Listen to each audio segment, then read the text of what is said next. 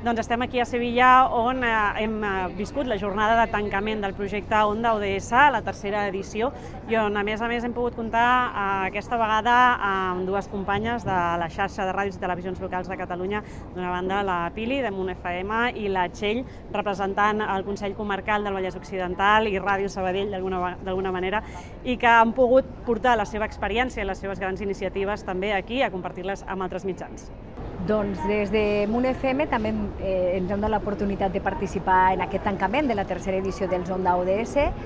De seguida que vam saber que existia aquest projecte liderat per Cardedeu, ens hi vam voler sumar, entre altres coses perquè també els objectius de desenvolupament sostenible eren un tema que ens interessava i que ja havíem treballat des de Munt, per exemple, a través del programa Som Terra o de la secció del residu del recurs, entre altres coses, i doncs estar amb la resta de companys i companyes i escoltar totes les iniciatives que han fet ha sigut superenriquidor perquè ens han agradat molt algunes de les activitats que ja s'estan fent i que creiem que poden ser molt fàcilment adaptables també a la programació de Munt.